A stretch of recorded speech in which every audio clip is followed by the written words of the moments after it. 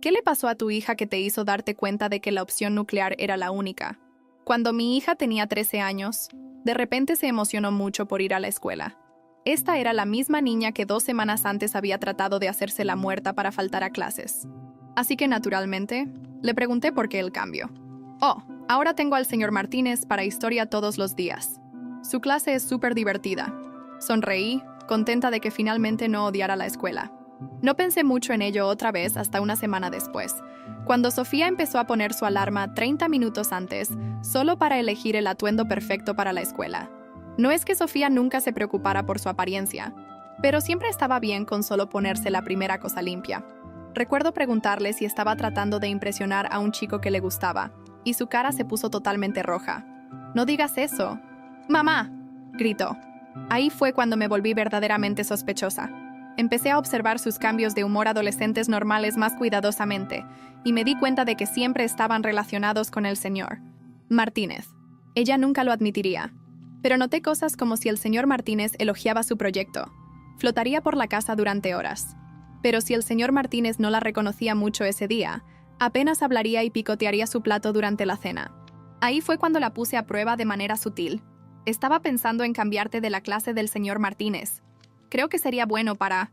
«¡No puedes hacer eso!», gritó antes de que pudiera terminar mis palabras. La miré en blanco. «¿Pero por qué no?», pregunté. Silencio. Silencio ensordecedor. No dijo ni una palabra.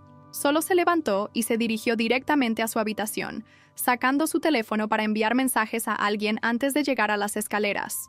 Esta era Sofía, mi niña que solo 2 meses antes no se preocupaba por una sola cosa relacionada con la escuela. Siempre había sido extremadamente abierta sobre todo, también. Así que esto era un gran problema. Esa noche, me escabullí a su habitación y busqué en su teléfono. Sé que esto fue una gran violación de la privacidad, pero realmente sentí que no tenía otra opción. Tenía un presentimiento de que estaba en peligro. Revisé cada aplicación de mensajería que pude encontrar, buscando cualquier cosa relacionada con el señor Martínez, y ahí fue cuando lo encontré. Un hilo de correos electrónicos en un email de respaldo que había hecho aparentemente específicamente para comunicarse con él. El último email de él decía: «No puedo esperar a verte durante mi periodo libre mañana». Mis manos empezaron a temblar mientras abría el hilo, y lo que leí me hizo querer vomitar. El señor Martínez le estaba diciendo a mi hija de 13 años que era madura para su edad y especial, y que su conexión trascendía las relaciones normales estudiante-maestro. Le enviaba fotos de regalos que le daría, y ella le decía que los estaba escondiendo en su mochila. Fui silenciosamente a revisar su mochila tan pronto como lo leí, y ahí fue cuando lo vi. Maquillaje profesional caro, atuendos maduros, medias, todos como regalos del señor Martínez. Quería vomitar. ¿Qué haces cuando te das cuenta de que tu hija está siendo manipulada? Lo primero que hice fue tomar fotos de todo con mi propio teléfono mientras trataba de no gritar. Mi primer instinto fue decirle a la escuela, decirle a la policía, decirle a alguien, pero sabía que no podía. Porque el señor Martínez no era solo cualquier maestro regular.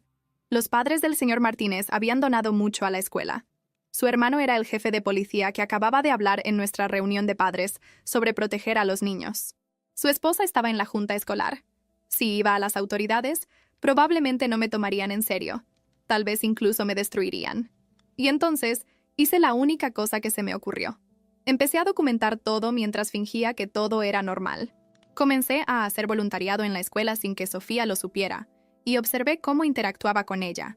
Tomé fotos de los regalos y respaldé los correos electrónicos en diferentes nubes. Empecé a ver documentales con Sofía sobre consentimiento, y hablando sobre noticias donde maestros lastimaron estudiantes. Podía ver la rueda del hámster en su cabeza girando mientras veíamos estos. A menudo se excusaba a mitad de camino, se inquietaba nerviosamente, se mordía las uñas. Finalmente se estaba dando cuenta de la verdad de lo que estaba pasando. Desafortunadamente, este progreso fue interrumpido por lo que ahora es el peor día de mi vida, martes. Sofía llegó a casa de la escuela temprano diciendo: «Lo vi, mamá», dijo. «Lo vi hacer con otra niña exactamente lo que hizo conmigo». Respiró profundo, como si la verdad aún doliera al salir. En el recreo, el señor Martínez le habló exactamente de la misma manera, las mismas palabras. «Eres especial, diferente de las otras. Me encanta hablar contigo», dijo esto mirándola a los ojos. Tocó su hombro, como lo hizo conmigo. Mi boca se secó. Y la peor parte, continuó, su voz quebrándose. Es que me miró después, como si nada hubiera pasado, como si fuera invisible, como si todo lo que dijo fuera solo ensayo. Mi corazón se apretó. Yo sabía. En el fondo, siempre lo supe. Pero escucharlo de la boca de mi hija, ver su cara implosionar, fue como recibir un golpe en el estómago. Sofía, no tienes la culpa de nada. Nada de esto es tu culpa, ¿está bien? Dije, tomando sus manos. Pensé que se preocupaba por mí, mamá, dijo. Pensé que era importante, que realmente me veía. Cerró los ojos fuertemente, como si tratara de borrar los últimos meses de la memoria. Dijo que quería conocerme hoy después de clase, que tenía un regalo especial para mí. No sabía qué hacer. No iba a ir. Pero ahora veo. Me mintió todo el tiempo. Me congelé. Esto ya no era una suposición. No eran solo mensajes sospechosos o cambios de comportamiento. Era confirmación directa. Estaba tratando de aislar a mi hija, usar regalos, palabras y promesas para preparar algo que ella, inocente como era, aún no había nombrado. Pero yo sabía el nombre, y era asqueroso. Abracé a mi hija fuertemente, tragando el grito que amenazaba con escapar de mi garganta. Ella tembló, pero ya no lloró. Parecía vacía. Ya no pasarás por esto sola. Le susurré al oído. Te lo prometo. Cuidaré de ti, y él nunca se acercará otra vez. Nunca más. Asintió, sin decir nada, y se durmió ahí mismo, exhausta. La cubrí con una manta. Me levanté y cerré la puerta de la sala. Sabía que desde ese momento mi vida sería diferente. No podía esperar más, o confiar en protocolos. Necesitaba actuar, ahora. Pero para actuar, necesitaba pruebas. Y el siguiente paso sería aún más difícil. Esa noche, cuando Sofía finalmente se durmió, me senté en la oscuridad por largos minutos, mirando a la nada. Mi corazón estaba inquieto. Sabía que no podía simplemente dormir y fingir que todo esto pasaría con una conversación o bloqueando su teléfono. Esta no era una pelea adolescente. Era serio, demasiado serio. Y necesitaba pruebas. Necesitaba mostrar claramente quién era él realmente, incluso para ella. Fui a la habitación de Sofía, respiré profundo y cuidadosamente tomé su teléfono. Sabía la contraseña. Nunca necesité usarla sin permiso, pero ahí eso era más que permitido. Era necesario. Abrí la aplicación de mensajería y fui directamente al historial con el señor Martínez. Los últimos mensajes estaban ahí, intactos. Él la llamaba mi niña inteligente. Dijo que tenía un brillo diferente, que la forma en que veía el mundo era única para alguien tan joven.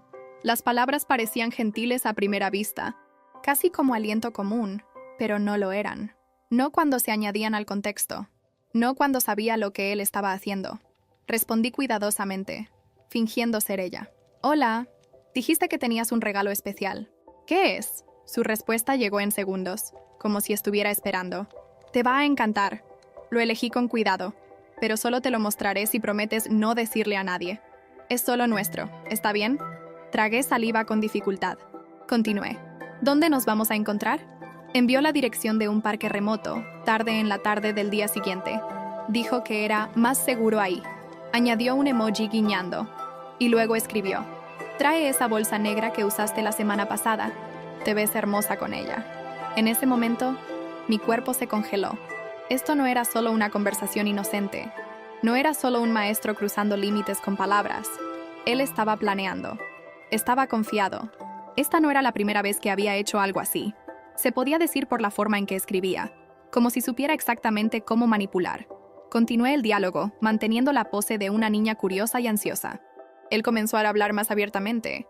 Dijo que había estado esperando este momento por mucho tiempo, que era difícil contenerse en las clases, y que ella necesitaba entender que su vínculo era demasiado especial para caber dentro de la escuela. Usó palabras como conexión verdadera, amistad secreta, libertad para ser quienes somos. Leí cada oración como si tuviera una cuchilla atravesando mi pecho. Tomé capturas de pantalla. Copié los mensajes. Guardé todo en más de un lugar. Todo mi cuerpo temblaba, pero sabía que necesitaba mantener el control. Él pensaba que estaba al mando, que nadie lo desafiaría jamás, que era intocable. Cerré la aplicación, dejé el teléfono en el sofá y puse mis manos en mi cabeza. Respiré profundo varias veces. Lloré silenciosamente, porque en ese instante realmente me golpeó. Si no hacía algo, nadie lo haría.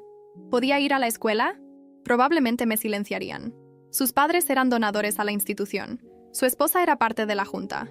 Su hermano era el jefe de policía local. No era estúpida. Había visto historias similares antes, y todas terminaban con la víctima siendo desacreditada y el depredador transferido a otra escuela con un historial limpio. Pero conmigo sería diferente. Si el sistema estaba podrido, entonces crearía el mío propio. Y en ese instante, abrí el navegador y escribí con dedos temblorosos: ¿cómo reportar depredadores en línea sin involucrar autoridades locales? Pasé horas esa madrugada sumergida en sitios web, foros, videos. Cada enlace que hacía clic me llevaba a otro caso, otra historia, otro grito ahogado pidiendo ayuda. Era aterrador darse cuenta de cuánto más común era esto de lo imaginado. Y peor, cómo tantas personas poderosas eran capaces de silenciar todo con un gesto, una donación o un apellido influyente. Pero fue en Instagram que encontré algo que me llamó la atención. Un video con el título: "Lo atrapamos en vivo. Nunca se acercará a nadie otra vez".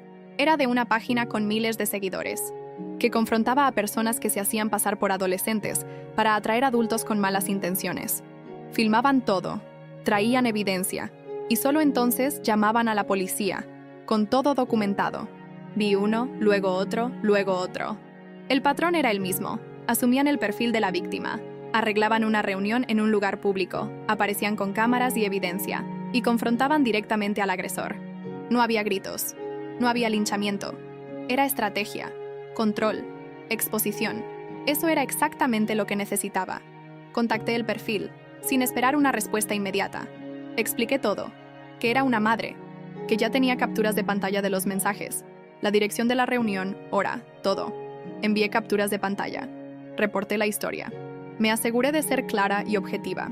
Terminé con una oración que dolía escribir, pero era verdad. Si no hago algo ahora, lo hará con otro niño. Tal vez peor. Tomó tiempo. 1 hora. Tal vez 2. Y luego llegó la respuesta. Hemos leído todo. Es serio. Muy serio. Te vamos a ayudar. Mis ojos se llenaron de lágrimas. Esta vez de alivio. Me llamaron para una videollamada en ese mismo instante. Era un grupo de 4 personas. Todas con voces firmes pero respetuosas. Explicaron cómo funcionaría.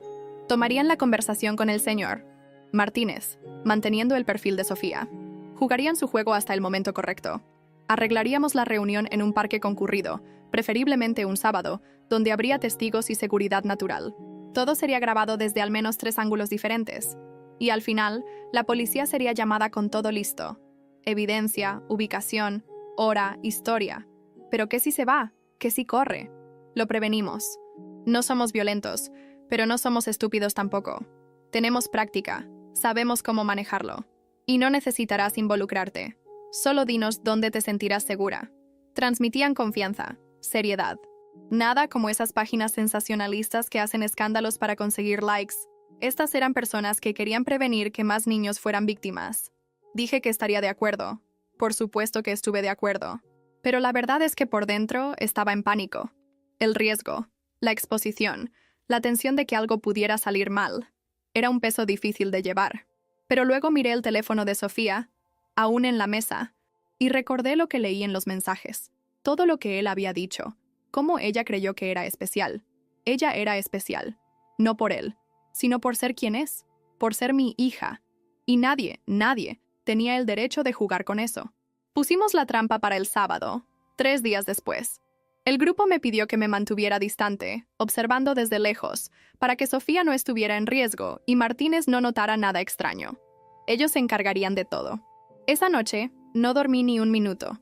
Me senté junto a la cama de mi hija y me quedé ahí, escuchando su respiración pacífica. Le arreglé los mechones de cabello, como lo hacía cuando era bebé, y prometí silenciosamente: él nunca te tocará otra vez. Ni siquiera con palabras. Nunca más. El sábado amaneció con un silencio extraño. Sofía aún dormía, y yo había estado despierta por horas. Me duché. Me cambié de ropa y salí con alguna excusa. Dije que iba al mercado, que regresaría rápido. Ella lo creyó. No tenía forma de imaginar lo que estaba a punto de pasar. Llegué al parque media hora antes de la hora acordada. Me estacioné lejos, lo suficiente para no ser vista. El grupo ya estaba ahí, discretamente esparcidos. Uno de ellos estaba ajustando el trípode de una cámara escondida entre los arbustos. Otro estaba fingiendo tomar fotos del paisaje con su teléfono. El tercero estaba comiendo un sándwich en un banco de madera, usando lentes de sol, observando todo. Y el último estaba disfrazado como un adolescente común, usando su teléfono, fingiendo ser la Sofía que Martínez estaba a punto de conocer. Me posicioné detrás de un árbol, nerviosa, manos sudorosas, piernas temblorosas. Y entonces, él apareció. Por el sendero de grava, viniendo con un paso casi saltarín, ahí estaba, el señor Martínez. Camisa polo clara, jeans planchados, tenis nuevos. Hasta parecía feliz, relajado, como si esto fuera solo cualquier caminata, como si conocer a una estudiante fuera de la escuela fuera lo más normal del mundo. Se acercó al joven disfrazado, que continuó mirando su teléfono. «Hola», dijo con la voz que ya reconocía desde lejos. Fue en ese instante que el grupo se movió. 3 de ellos rodearon a Martínez en silencio, como cerrando una trampa con perfección. El que tenía la cámara se acercó desde atrás, ya grabando todo. «Señor Martínez», dijo uno de ellos firmemente. «Sabemos por qué está aquí». Se detuvo, sin entender. Miró alrededor, confundido. «Disculpe, ¿quiénes son ustedes?» «Somos personas que protegen niños, y tenemos todo lo que escribió a una niña de 13 años pensando que estaría aquí hoy». En ese momento, se puso pálido. «Esto es un malentendido», murmuró. «No hice nada. Esto es una trampa». «Entonces, ¿por qué arregló esta reunión?», le disparó el otro. «¿Por qué trajo este regalo?», y señaló la bolsa en su mano. Martínez comenzó a sudar. Trató de reír, disimular, decir que era una broma, que todo fue malinterpretado. Pero continuaron hablando, mostrando las capturas de pantalla, leyendo extractos de los mensajes, frases que él había escrito, palabras que usó para manipular. Comenzó a retroceder, a caminar hacia atrás. «Voy a llamar a un abogado. Esto es ilegal. No pueden...». «Lo que es ilegal es lo que estaba haciendo con una menor. Señor Martínez». Ahí fue cuando se dio la vuelta y trató de correr. Pero no pudo. 2 de los jóvenes lo alcanzaron rápidamente. Uno lo sostuvo del brazo. El otro bloqueó el frente. Perdió el equilibrio y cayó sentado en el pasto, sucio, jadeando y completamente expuesto. «¡No me toquen!», gritó. Pero para este momento, varias personas en el parque ya estaban mirando. Algunas estaban filmando con sus propios teléfonos. Otras estaban susurrando. La verdad se estaba esparciendo ante los ojos de todos. «Tenemos todo grabado, todo guardado y ya llamamos a la policía», dijo el líder del grupo, mostrando su teléfono. Martínez aún trató de levantarse, pero alguien, tal vez por reflejo, lo empujó de vuelta. No con violencia excesiva, pero firmemente. Cayó otra vez, esta vez con una bofetada seca en la cara, dada por uno de los vigilantes, que miró a la cámara justo después y dijo: «Esto es por lo que trataste de hacerle a la hija de esta mujer». Mi corazón se congeló. Yo estaba ahí, a unos metros de distancia, y todos sabían quién era la madre de la niña. Nadie me miró directamente, pero me sentí vista, representada, vengada. Cuando llegó el patrullero, todo pasó rápido. Los oficiales de policía salieron apurados. Uno de ellos ya había visto el video transmitido en vivo y dijo que eso era suficiente para llevarlo bajo custodia. Martínez trató de explicar, trató de justificarse, pero no había dónde correr. Fue esposado ahí mismo, frente a todos. Mientras se lo llevaban, miró hacia atrás, asustado, perdido, avergonzado, y por un breve momento, casi sentí lástima. Casi. Pero luego recordé la expresión de mi hija cuando se dio cuenta de que había sido engañada. La forma en que lloró, como si su mundo se hubiera hecho pedazos. Y cualquier sentimiento de lástima se evaporó. Esa noche, de vuelta en casa, me senté en el sofá con Sofía y la abracé. Ella aún no sabía todo, pero podía decir por mi mirada que algo había cambiado. Y por primera vez en mucho tiempo, durmió con su habitación en paz. El arresto de Martínez no fue el final. Fue solo el comienzo. El lunes siguiente, recibí una llamada del detective responsable del caso. El registro y confiscación en su apartamento ya había sido completado, y el contenido que encontraron, bueno, ni siquiera necesitó describirlo. La pausa en su voz lo decía todo, pero lo que me dijo después confirmó lo que ya temía. Martínez no estaba haciendo esto solo con mi hija. Encontraron intercambios de mensajes con al menos 4 adolescentes más de la misma edad. Algunas conversaciones archivadas, otras borradas pero recuperadas. Fotos, audios, pequeños videos. Había construido una rutina secreta, actuando calmadamente, usando los mismos métodos, las mismas palabras dulces, los mismos regalos caros. Y la peor parte, Había estado haciendo esto por años. Cuando el video de la confrontación en el parque fue oficialmente publicado por el grupo, con blurs de protección apropiados y explicaciones sobre el caso, explotó. Se volvió viral en cuestión de horas. Y con él vinieron los comentarios, los mensajes, los reportes. Una madre escribió: "Este hombre fue maestro de mi hija en 2020. Tenía 12 años. Ahora todo tiene sentido". Otra, aún más directa: "Le dio un lápiz labial a mi hija en secreto. Pensé que era extraño, pero la escuela dijo que era amabilidad. Hoy estoy en shock". Llegaron docenas, tal vez más de 100, algunas viejas, otras actuales, todas manteniendo el mismo sentimiento. Algo estaba mal, pero nadie sabía cómo actuar. Nadie tenía pruebas. Hasta ahora. La denuncia formal pasó 2 días después. La fiscalía solicitó prisión preventiva, y no tomó mucho tiempo para que llegara la sentencia también. Su nombre fue removido de la lista de personal de la escuela. Su imagen desapareció de la pared de educadores ejemplares. Pero ahora, todos sabían. Martínez fue sentenciado a un término largo, sin posibilidad de apelar en libertad. El video, las capturas de pantalla, los reportes, todo se sumó a un proceso sólido, irrefutable. Mientras tanto, Sofía cambió. Al principio, el trauma aún la visitaba en largos silencios y pesadillas esporádicas, pero con el apoyo psicológico que buscamos, comenzó a entender que no tenía la culpa de nada, que fue manipulada por alguien que usó su posición para esconderse, y que su valor, contándome todo, se salvó no solo a sí misma, sino a otras niñas también. Recuperó la confianza gradualmente. Volvió a dibujar, volvió a hablar con entusiasmo, y un día me dijo una oración que me rompió por dentro. «Mamá, creo que quiero usar lo que me pasó para ayudar a otras niñas, para que no se sientan tontas como me sentí yo». La abracé tan fuerte que me quedé sin aire. Ya no era solo mi hija, era una sobreviviente, una voz, una luz para otras que podrían estar aún en la oscuridad. Hoy en día, ambas somos invitadas a círculos de conversación en escuelas, no para decir nombres o exponer detalles, sino para enseñar, para alertar, para recordar a la gente que el peligro a veces usa corbata, dice buenos días en el pasillo y finge enseñar. La comunidad cambió también. La escuela implementó nuevos protocolos. Los maestros comenzaron a ser más supervisados. Los padres empezaron a prestar más atención. Y más importante, los niños comenzaron a ser escuchados. De verdad.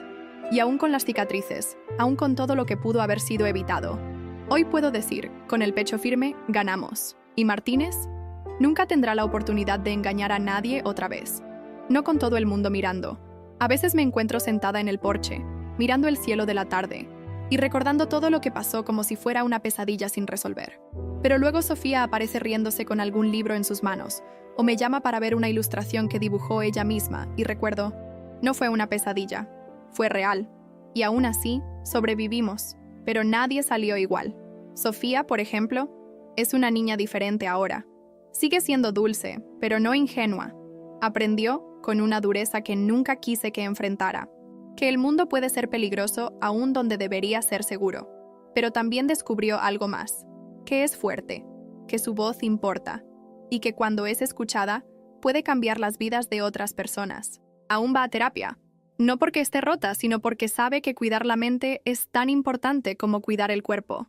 A veces, en algunas noches más tranquilas, aún se inquieta, se revuelve en la cama, pero son cada vez más raras. Y hoy me mira a los ojos con firmeza. Sabe lo que quiere, sabe que merece respeto, y no acepta menos que eso. Se inscribió en un grupo de apoyo para niñas que pasaron por experiencias similares. Ha estado dando charlas en escuelas, aún a su corta edad, y me dijo el otro día: «Mamá, nunca más pensaré que quedarse callada es más fácil. Eso vale más que cualquier diploma». ¿Yo? Bueno, yo cambié también. Nunca fui del tipo combativo. Siempre fui más del tipo que resuelve las cosas a través del diálogo, la paciencia. Pero cuando se trata de proteger a un niño, descubres fuerzas que no sabías que tenías. Hoy soy activa en campañas educativas. Ayudo a otros padres a identificar señales tempranas de manipulación y abuso. Y sobre todo, soy una madre que aprendió a escuchar. Con mis ojos, con mi corazón. Por mucho tiempo, me culpé por no notar antes. Pero hoy, entiendo que la culpa no construye. La vigilancia sí. Y el amor atento salva. El señor Martínez, bueno, su nombre se volvió sinónimo de advertencia. Cumple su sentencia en régimen cerrado. sin pronóstico de reducción. Los abogados intentaron todo, pero la evidencia era abrumadora. Además de nuestro caso, otras 4 familias formalizaron denuncias. Una de ellas reveló que habían tratado de advertir a la escuela años atrás, pero fueron ignorados. Ahora, todo salió a la luz. La última noticia que tuve de él fue durante el juicio final, cuando trató de hacer un discurso diciendo que fue malentendido. El fiscal simplemente respondió: fue entendido perfectamente, por eso está aquí. Y ahí terminó la carrera, reputación y disfraz que había usado por tanto tiempo. Los vigilantes, bueno, continúan con su trabajo. El video del caso de Sofía fue el que más se viralizó en su perfil hasta la fecha. Millones de visualizaciones, invitaciones a entrevistas. Pero más importante que la fama fue el impacto. Recibieron apoyo de ONGs, psicólogos, consejos de protección infantil. Mejoraron sus métodos. Crearon asociaciones con departamentos de cibercrimen. Y saben que no pueden tomar la justicia en sus propias manos, pero pueden exponer lo que necesita ser visto. Me enviaron un mensaje recientemente. Tu hija salvó vidas. Y tú también. Las otras niñas, bueno, cada historia es un universo. Algunas ya estaban lejos de la escuela. Otras aún estaban atrapadas por el miedo, la duda, el trauma. Pero la exposición del caso hizo que recibieran apoyo real. Terapia, apoyo legal, escucha calificada. Algunas madres vinieron a mí, emocionales, diciendo: nos diste valor para hablar. No hay premio en el mundo que pague por eso. La escuela, por supuesto, entró en crisis. Trataron de negar al principio. Luego trataron de minimizar. Pero la presión pública fue demasiado grande. La junta fue reemplazada. Los protocolos de protección fueron actualizados. Hoy hay cámaras en pasillos, entrenamiento para identificar comportamiento sospechoso y una nueva política de escucha activa para estudiantes. Aún desconfío de algunas intenciones internas, pero al menos ahora saben que están siendo observados. Y en cuanto a la comunidad, despertó. La gente comenzó a mirar a sus propios hijos con más atención, a hacer preguntas que antes parecían exageradas, a entender que el abuso no siempre tiene una cara fea o una voz áspera. A veces viene disfrazado como un cumplido, un regalo, una amistad especial. Y finalmente, a mí misma, aprendí a confiar otra vez. No en el sistema, no en las autoridades, sino en mí misma, porque hice lo correcto, aun cuando fue difícil. Y porque mi hija me miró en medio del caos y vio un puerto seguro. Ella sobrevivió. Nosotras sobrevivimos. Y si hay alguien escuchando esto ahora, con miedo, con dudas, pensando que no podrá manejarlo, te digo, puedes. No estás sola. Y sí, puedes hacer algo, aun si parece pequeño. Aún si nadie cree al principio, porque todo lo que se necesita es una madre determinada, una denuncia hecha en el momento correcto, una verdad expuesta con valor, para cambiar todo. Esta fue nuestra historia, pero espero, desde el fondo de mi corazón, que ninguna otra madre necesite contar una similar. Nunca más.